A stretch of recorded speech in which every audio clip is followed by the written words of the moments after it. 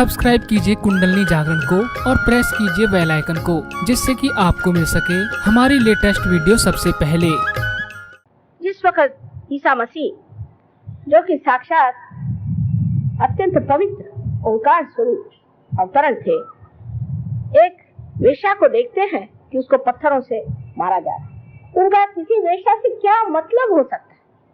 वो जा करके खड़े हो जाते हैं और कहते हैं, तुम में से जिसने कुछ भी पाप नहीं किया हो वो मुझे पत्थर मारे, मुझे पत्थर मारे।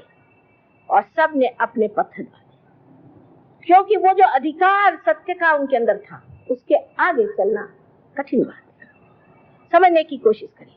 आज हमारे देश में व्यक्तित्व नहीं, चरित्र नहीं।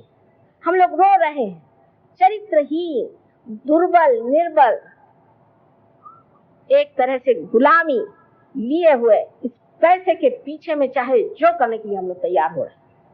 उसकी वजह यह है कि अभी हमने ये जाना नहीं धर्म क्या होता है। जब आपके पास पैसा नहीं है, ठीक है, इसलिए गरीबों का पैसा लूटने की जरूरत नहीं।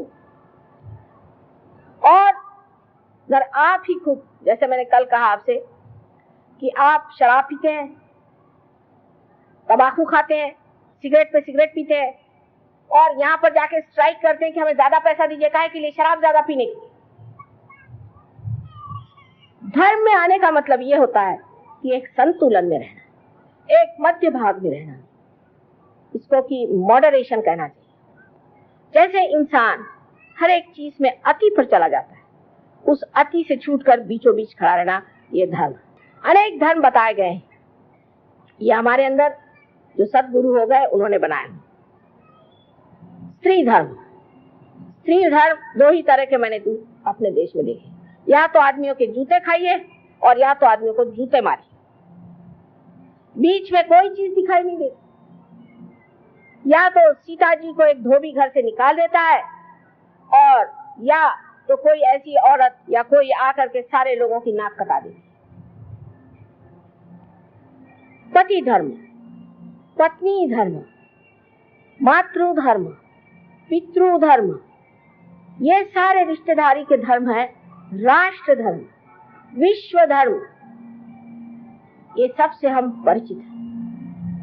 अपरिचित हम नहीं, लेकिन हम अनहोनी कर जाते, ऐसी बात कर देते हैं जो बिल्कुल अनहोनी है, कि हम उस धर्म को जानते हुए भी वो नहीं करते। इसलिए मैं ये कहूंगी कि ये जो हमारे प्रदेश के लोग हैं, ये उसे जानते नहीं, वो इस बात को जानते नहीं है और इसलिए वो गलत काम करते हैं। तो ठीक है, अज्ञान में, हम ज्ञानी होते हैं, इस बारे में जानते हुए भी हम धर्म में खड़े नहीं हो सकते। इसलिए हमारी धर्म शक्ति बड़ी कमजोर है, और जो आदमी धर्म में खड़ा होता है वो सबसे शक्तिशाली मनुष्य होता है। पैसे से आपके अंदर बिल्कुल भी शक्ति नहीं आती। मैंने ऐसे ऐसे पैसे वाले देखे हैं कि जो लड़खड़ाते हुए खड़े रहते हैं, इसका पैसा नहीं दिया, उसका पैसा नहीं दिया, इनकम टैक्स वाले आने वाले हैं, ऐसा होने वाला, वैसा होने वाला है, मेरा लड़का पैसे लेके भाग गया, मेरी बीवी भाग गई, फलाना हो गया, ठिकाना हो गया। सत्ता से तो बिल्कुल भी नहीं आ सकता। सत्ता से आदमी इतना निर्बल हो जाता है क्योंकि दूसरों के हाथ में पड़ गया। दूसरे जब तक उसे सत्ता नहीं देंगे, वो लड़खड़ाता खड़ा रहता, भैया मेरे को वोट दो, मुझे वोट दो, मैं तुम्हारे पैर पड़ता हूँ, जूते तुम्हारे उठा लूंगा। किसी भी चीज से मनुष्य सबल नहीं हो सकता सिवाय आत्मा की। आत्मा ही आपको समर्थ कर सकता है, लेकिन सबसे पहले उसमें आपके अंदर धर्म स्थापना होगी। और धर्मी की स्थापना करने के लिए मंदिर, मस्जिद और चर्च बनाने से होगा नहीं। अपने मंदिरों का हाल सुनिए तो भगवान बचा रखे, और चर्च का हाल मुझसे पूछिए आप, और मस्जिदों का हाल उनसे पूछिए जो मस्जिद में बैठ करके और गलत सलाह करते, मंदिरों में बैठ करके बंदूकें चलाते। ये लोग धर्म को जानने वाले नहीं है, अधर्मी, धर्म के नाम पे महा अधर्म कर रहे हैं। और आज हम ही इस बात को कह सकते, दूसरों की हिम्मत नहीं इस बात को कहें कि ये धर्म नहीं। धर्म मानवता का धर्म है। उसमें ये नहीं कि आप जाकर के 4 लोगों को बटोर के लाइए और मिशनरी जैसे उनके खाना पीने को दीजिए और अपने लिए बड़े बड़े नोबेल प्राइजेस, ये धर्म नहीं।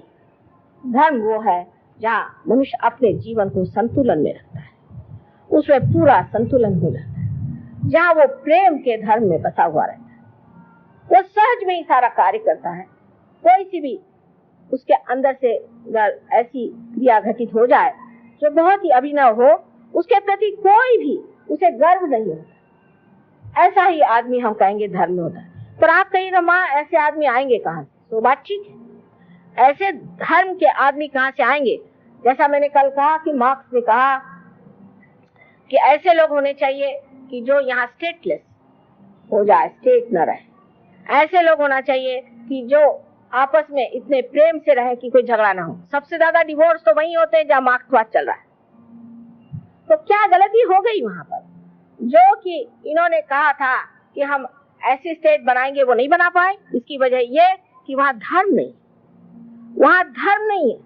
और धर्म हमारे अंदर स्थापित करना बहुत ही आसान चीज है। जब कुंडलिनी का जागरण होता है तो हमारे नाभिक चक्र में जब कुंडलिनी आती है तो उसके प्रकाश से हमारे अंदर आपो आप धर्म जागृत हो जाता है। अधर्मी से अधर्मी मनुष्य भी धर्म में उतर जाता है। पर जो मनुष्य अंदर से धार्मिक है उसके लिए कुंडलिनी का जागरण बहुत ही आसान है। अब बहुत से लोग ऐसे भी होते हैं कि जो धर्म के नाम में अनेक गलतियां कर जाते हैं। वो सीधे साधे भोले भाले लोग होते हैं। जैसे ये बता रहे थे, हमने ऐसे बहुत सारे देखे, विलायत में भी देखे और यहाँ भी देखे हैं, जो कि गुरुओं के चक्कर में घूम करते और उसमें पैसा देते हैं और उनके चरण छूते हैं और उनसे सोचते हैं कि भाई अगर हमारा गुरु जाएगा स्वर्ग में तो हमें भी साथ ले जाए। लेकिन वो तो नर्क में जा रहे हैं और उनके साथ सभी नर्क में जाने वाले।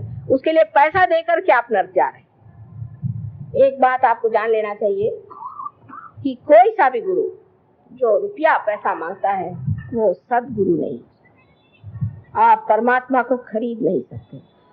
आप कुंडलिनी को पैसा दिखाकर जागरूक नहीं कर सकते। वो वही चीज है जो मनुष्य कर सकता है कि वो पैसे से लुभा सकता है लोगों। लेकिन कुंडलिनी एक जीवंत शक्ति है, शुद्ध इच्छा है, और कोई सा भी शुद्ध मनुष्य पैसे से जीता नहीं जा सकता, ना खरीदा जा सकता। इसलिए आप जान लीजिए कि कोई भी आदमी आपसे ये कहे कि तुम्हारे कुंडलिनी जागरण का इतना पैसा दो या तुम्हारे आत्म साक्षात्कार इतना पैसा दो, तो उस पर विश्वास नहीं करना। लेकिन फिर यह प्रश्न किया जाता है कि यह धर्म की शक्ति क्यों बढ़ाई जाए और धर्म में शक्ति रहने से क्या फायदा? जो बिल्कुल पर्याप्त सही बात है कि अगर आप धर्म की बात कर रहे हैं, संतुलन की बात कर रहे हैं और अति में नहीं जाना चाहिए इसकी बात कर रहे हैं, तो आखिर क्यों? जब आप कोई प्लेन को देखते हैं जो आकाश में उड़ता है, उसके उड़ान से पहले देखा जाता है कि वो संतुलित है या नहीं, उसके सब पेच कसे हुए हैं या नहीं, वो सब पूरी तरह से जुटा हुआ है या नहीं। उसी प्रकार धर्म से मनुष्य में वो शक्ति आती है जिससे वो उड्डान कर सकता है।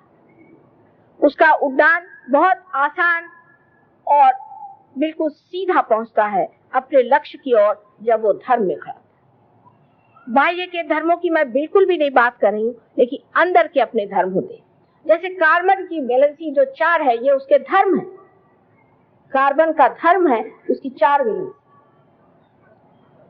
और उसी प्रकार हमारी 10 वैलेंसी है, हमारे 10 धर्म है। उन 10 धर्मों को हमें संभालना चाहिए, और जब तक हम उन 10 धर्मों में संतुलित नहीं होते हैं तब तक हमारी उड्डान नहीं हो सकती। वो 3.5 लपेटे में, जैसे कि एक कागज को आप लपेट लीजिए, इस तरह से मध्य नाड़ी है, और उसके जो बीच का हिस्सा जो बहुत सूक्ष्म है, उसके अंदर से कुंडलिनी एक बिल्कुल छोटे से बाल की तरह उठ करके और छेद देती है ब्रह्मरंध्र। उसके बाद ऊपर से परमात्मा की जब करुणा बहने लगती, तब और उसके साथ में बहुत सारे ऐसे ही केश के जैसे बिजली के तरह तार जैसे उठते हुए कुंडलिनी 6 चक्रों में भेदती हुई ऊपर तक चली जाती